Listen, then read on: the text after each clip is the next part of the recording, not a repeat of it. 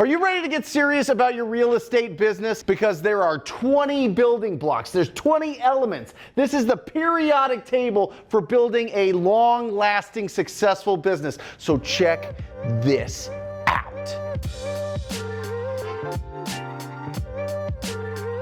Hey guys, I am Brent Daniels, Mr. TTP, and on this channel, I give you the tools, the resources, and the tactics that I currently use in my 7-figure real estate business so that you don't have to go out there and waste a bunch of time and a bunch of money. So let's break this down. This is gonna be heavy. We're gonna break this down into 5 parts. Look at everything that goes into building a successful real estate business. Time management, lead generation, pre-qualifying, lead follow-up, property valuation, recognizing potential in properties and their exit strategies. This one's bananas. Repair and renovation valuation, handling objections, closing skills, offer presentations, and negotiating contracts. I know if you watch this series, you're gonna actually go out there and build a real business. Not just oh, I quit my 9-to-5 because I did one big massive deal and now I'm crawling back to my 9-to-5 job because I didn't build something that was repeatable. That's what I want here. So I'm going to go through all these. It's going to be a lot of fun. And I'm telling you, I'm going to give you the nitty gritty. This isn't just me up here like a professor speaking to you about theory. This is stuff that has worked and has worked for the last 20 years.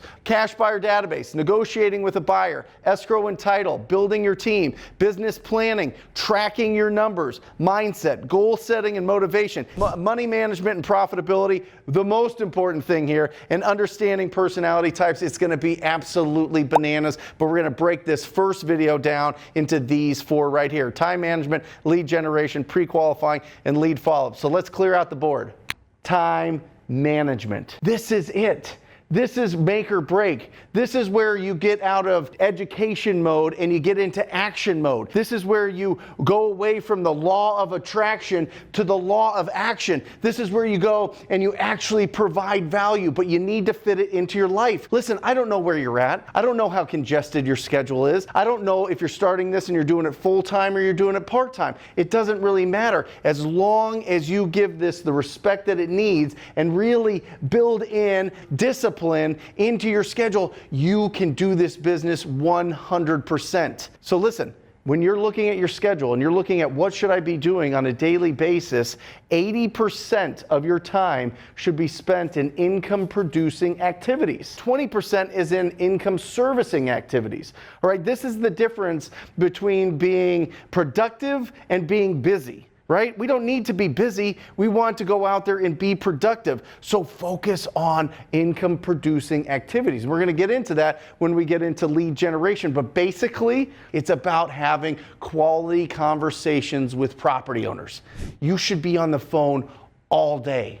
You should be, the time that you commit to this business, you should be on the phone most of the time having conversations, whether that's going out there and hunting for new opportunities or whether that's lead follow-up and pulling those opportunities to you. And that's kind of the gathering part of this business. Now, if you're just starting out and you have no deals, this should be 100% income producing activities. This should be 100% lead generation. That's what I mean. I mean, the income producing is you actually going out there and pre-qualifying and following up with your leads and speaking to new people all the time. It's simple. This could be through text message. This could be through email. This could be over the phone. Doesn't matter. You need to communicate and you need to talk to people. You don't have to start out with all this fancy technology. You don't have to start out with a huge overhead or an office or anything like that. All you need is a cell phone and an incredible attitude and you're off and running. Next, watch the creative avoidance. Because if you're just getting into this or if you're building that consistency,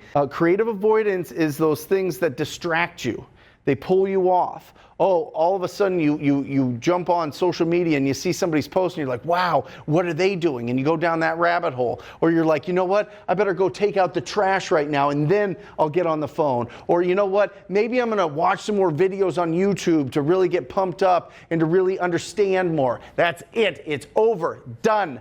There is no more education. There is just action.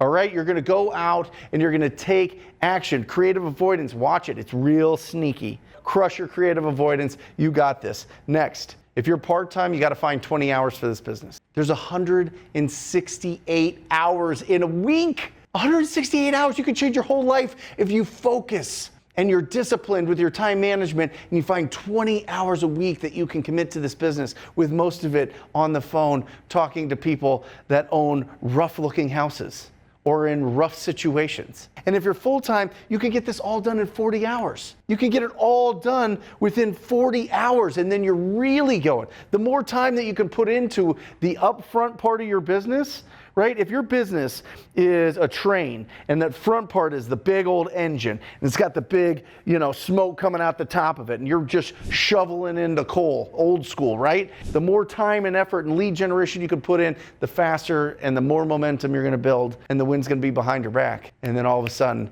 it really gets exciting. Next, what days are you going to work? This is what I want you to do after this video. I want you to take a calendar out. I don't care when you're watching this during the year.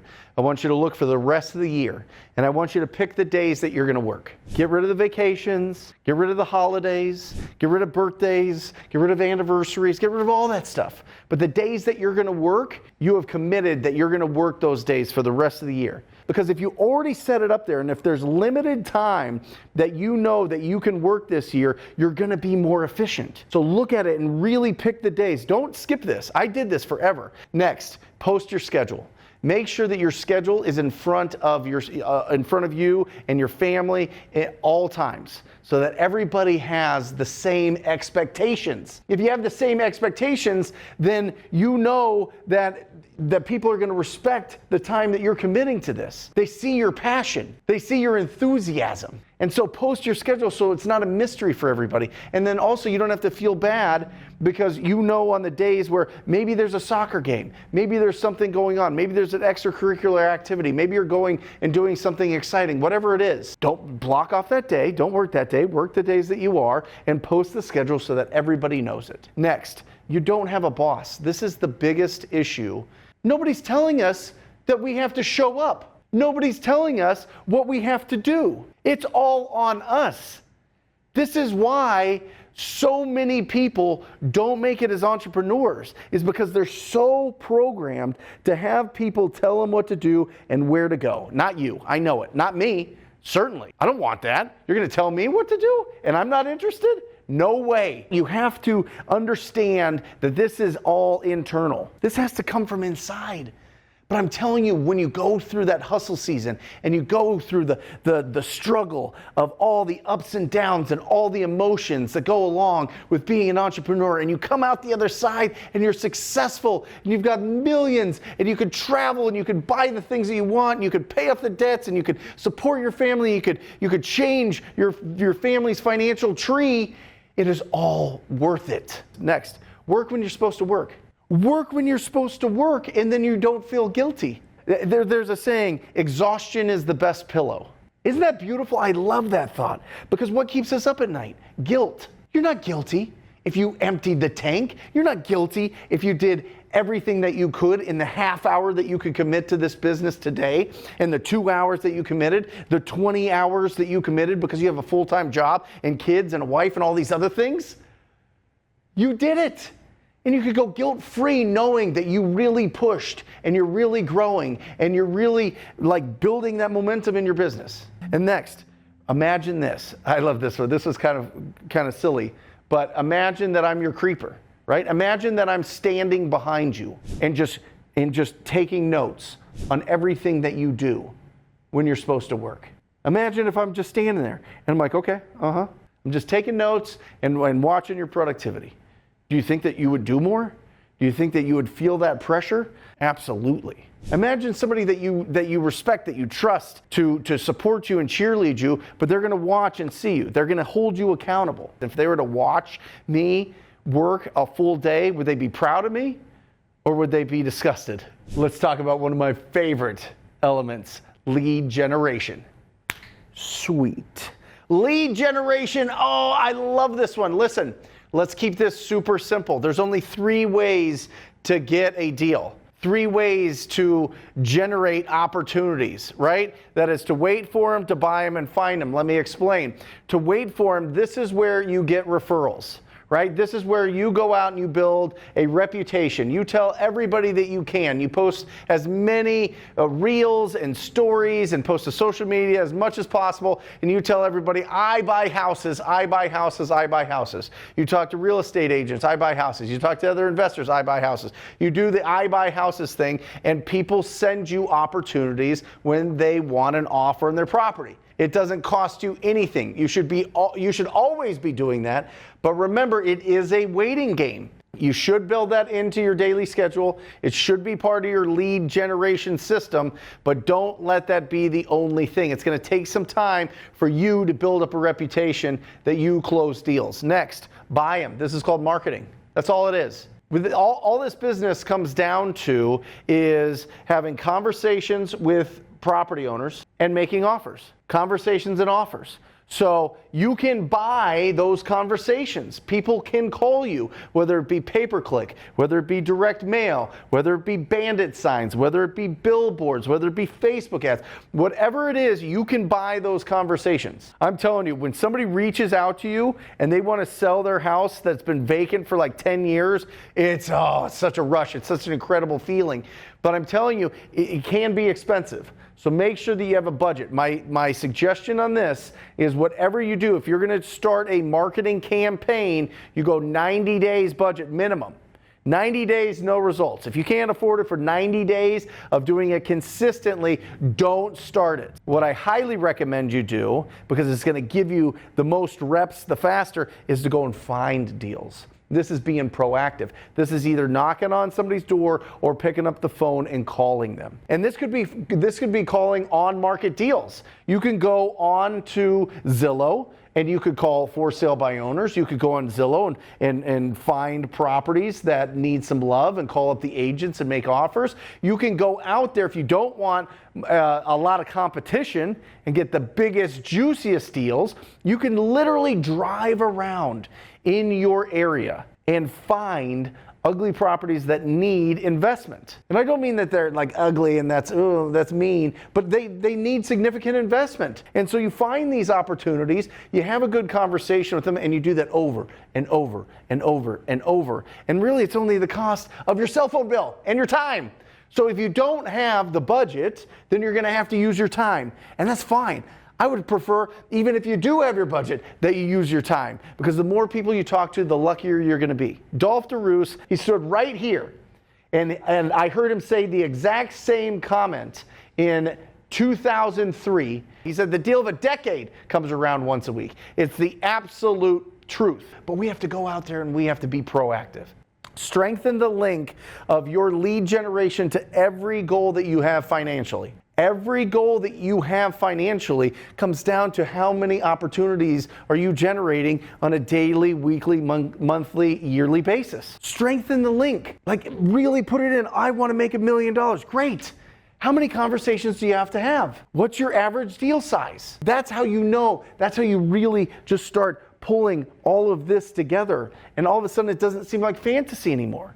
All of a sudden, it's a numbers game. All of a sudden, it's on you and your talents and your abilities and your skills and your will and your grit to go out there and have quality conversations. Next, learn what to say. Do you know why people don't want to spend money in marketing, have people call you? Do you know why people don't, it stops them from picking up the phone even though they know that that property owner should sell because they're going to have a foreclosure in 30 days? It's because they don't know what to say. They're nervous about what to say. Learn what to say. And we're going to go through that when we go through pre-qualifying, and it's going to be awesome. I'm going to help you do that. But there's so many other resources. If you want, go to wholesalinginc.com. Got all the resources you could possibly need, all the scripts that you need, all the downloads. It's bananas. Check that out. But learn what to say. Practice it. Role play it. Look in front of a mirror and have a conversation and just go back and forth. Go and practice and practice and practice. You can spend 15 minutes, 20 minutes a day going over the scripts of what is proven to say. I think we all understand if we say certain things, it causes people to say yes more often. Rhino skin, here we go. Listen, you're going to be rejected. People are going to tell you that you're terrible. People are going to be mad that you interrupt their day. People are going to say, oh my gosh, what are you doing with your life? Why don't you go back to being a dentist, or go back to school, or go back to teaching, or go back to this and that and all this other things, right? Rhino thick skin. It's gone. It can't get into you. You have goals. You have dreams. You know that if you talk to enough people, because you've strengthened the link, you can do whatever you want financially. As an entrepreneur, there's going to be some tough times. There's going to be some tough comments. There's going to be people that don't understand because they want to, it's that whole, crab in a bucket type of thing, right? One crab is trying to crawl out, but the other crab's just pulling back down. Rhino thick, right? Be a rhino. Step on that crab bucket. You know what I'm talking about. 3 Ds. Here we go. Doubt, distraction, disappointment, self-doubt. I don't know if I can do this. I failed at X, Y, and Z. I don't know if I can do this. I don't have any experience. I don't know if I can do this. I don't have $1 million. I don't know if I can do this. I don't have anybody in my family that's a real estate entrepreneur. Just stop putting the doubt on. The distraction, we already talked about that. Creative avoidance. Just focus on the work at hand. If you're always busy, if you know that you have to talk to 50 people today, just do the work. And disappointment. It's only disappointing if you let it be. It's only failure when you stop. The rest is just imperfect action. Progress, not perfection. Boom, right here. The decision has been made. The decision has to be made by the property owner that they're going to sell that property. We can't waste all our time trying to convince people. Write this down. We're deal finders, not deal creators. You're not going to convince anybody it's the right time to sell their property. That's not how it works. But what you can do is you can go and have enough conversations with people, and when they're ready to when they've made that decision that they're going to sell their property, they think of you. And that is going to save you so much heartache and so much headache. So the decision has to be made that they are going to sell the property. That's who we spend our time with. Let's talk about pre-qualifying. Pre-qualifying. Listen, you went out there and you're doing lead generation. Oh, things are going.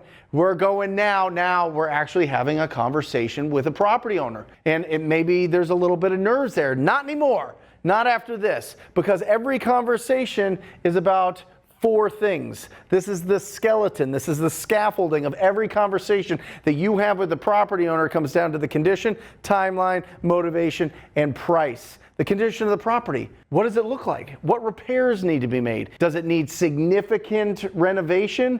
Does it need a lot of rehab? Does it need a lot of investment to get it up to full market value? It's critical to know what the condition is because that'll affect the offers that we make. All right. Next, timeline. Are they ready today? Were they ready yesterday? Are they ready in 6 months? Are they waiting for their tenant to move? Are they waiting for their kids to graduate? Are they waiting to remove personal items from a property they inherited? It is critical. Absolute. This one right here is the most critical. The longer it's out there, the longer everything just starts going awry. So we want to make sure that our job is to shorten that timeline. All right, next, motivation. Why do they want to sell it? Listen to me, if there's no problem that they have, and this is going to happen so many times you're going to have a great conversation and they're going to just be like, if I get the right offer, I would sell it. That's not motivation. Oh, wait, I want to sell it and retire. That's not motivation. There has to be a significant problem. What is their pain? What is the stress that their property has them under? We really got to find this out, because if we understand that, then we know that we have somebody that we can help. But if there's no problem, they should put it on the market. Go list it on the market with a real estate agent. For next, the price. Ooh, the scary one.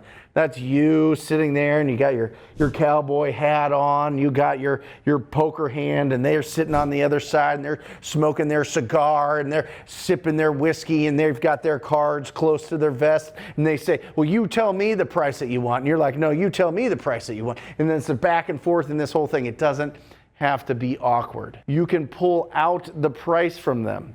There's certain techniques that you can go and ask to pull out that price. We have a ton of videos on this channel. Check them out. Next, melt the force field. Every stranger have a force field around. They want to make sure that somebody's not taking advantage of them. They want to make sure that they don't let on too much about their situation. The more that you talk to them, and the more that you use your tone of voice, and the more that you listen, the more that force field is going to melt. And when that force field melts, you can get to the real core of what's going on with this property owner. Next, Energy management. If you're running around and spending a lot of time with unqualified leads, it's going to drain your energy because you're going to say, none of my leads are any good. Nobody will do business with me. I'm talking to people all day long. I'm running around on appointments. I'm comping their properties and coming up with the valuation, and I'm not making any money. It's because you're dealing with unqualified property owners. Stop it. Next, discover the sneak attacks. Do you know what the sneak attacks are? It's like you're in your car, you're driving over there, and they said, I want to get an offer. I got to get this done. I am ready to move forward. I'm just sick of this thing. And then you're like, oh, okay. And you don't ask any other questions and you run out there and then sneak attack. They don't actually own the property. Sneak attack. Their wife doesn't want to sell. Sneak attack. They can't sell because they have this huge lien on the property and it's not really a deal. The more pre-qualifying that you do, the more that you're going to understand some of the conditions that would stop them from selling the property or some of the objections that they have to selling their property, right? Sneak attack. I want $1 million for this shed that needs to be torn down and the rest of the neighborhood's worth $150,000. Pre-qualify so that you don't get a sneak attack, right? And then the last one, you're going to go out with so much more confidence. Imagine this. Imagine you know the condition of their property. You know their timeline that they want to sell. You know their motivation, what their stress, what their pain is. And you know what price they want. And you've already talked to them about all of these things before you go on the appointment. You also know if there's any hidden sneak attacks. Do you think that you're going to walk in there with a little bit more swagger than if you didn't know anything and you just went in just kind of raw and you're like, hey, you know, here I am, just trying to buy your house? Don't do that. That's what amateurs do. The pros pre-qualify every single lead, every single time. Jazz hands. Lead follow-up. Oh, the last one of this video. We are here. Follow-up. Listen, this is where everything starts coming together, right? We're not going to just make a call and we're not going to just pre-qualify and then all of a sudden it's just going to fall into our lap. We have to talk to these people over and over and over and over, build the rapport, build the relationship, follow up with them, because typically it takes 90 days to close this lead. From the first time that you talk to them to the time it gets closed, if you are going out and being proactive and talking to them, it takes 90 days. If they called you or if it's a referral, it's more like 30 to 40 days. It just depends, but we have to do lead follow-up on all of our leads. All right, now the first one here, that is Alejandra, my director of student success. This is her handwriting. You don't want to see mine. That is a Nike swoosh. That means just do it. If I were to sum up lead follow-up, just do it. Just make the call. 80% of the time, you're going to be leaving a voicemail and a text message. 7 to 10 days. How many of your leads will sign a contract in the next 7 to 10 days? Isn't that an incredible? Wait a second. Are you telling me, Brent, that we find what we're looking for? So if I'm looking for somebody that's going to sign an agreement, a purchase agreement with me to buy their house in the next 7 to 10 days, I'll find it? Yes, that's how it works. If you're looking for it, you will find it. How many of your leads will sign a contract right now? I'm challenging you. I know that you probably already have leads. Who do you have in there that'll sign a deal in the next 7 to 10 days? Set an appointment. Go get it locked up, but always keep that mentality. Every single morning you wake up and you go, who's going to sign a contract today? Who's going to sign this agreement? Who can I work with today? Powerful. Next, trash can. Throw away bad leads. Oh, Brent, but if I have a lot of leads, I feel so warm. I feel like it's my blanket that I put on and I just feel so secure because at some point, they're going to make the decision that they're going to sell and then it's going to come to me and it's all going to work out. Stop it. Bad leads, throw them away now. Do an audit. Do an audit, get rid of them. Next, the more quality lead, the faster they make a decision. It's the absolute truth. The more quality lead, the faster they make the decision. So if you have quality leads because of these, you're going to have more deals faster. Raise your hand if you want more deals faster. Facepalm. This thing, right? This emoji, this whole thought. Why would you go out and spend so much time and effort and money generating opportunities, generating leads, and then you don't follow up with them. Well, Brent, what if they say they don't want to sell anymore? Great! Get them out of there. What if they say they sold to somebody else? Great! Get them out of there. There are so many opportunities. Let me give you the stats. There's 143 million residential properties in the United States. And the 2020 U.S. Census tells us 6 to 10%, depending on where you live, is in distress at all times. So we have up to 14 million opportunities. Let's call it 10 million. 10 million opportunities to go out there and find somebody that'll work with you. There are more. It's a conveyor belt. There's no competition. There's only collaboration. There's more deals than there are us. So it doesn't matter if they don't want to do business with you. But you're not going to get any deals if you don't do your lead follow-up.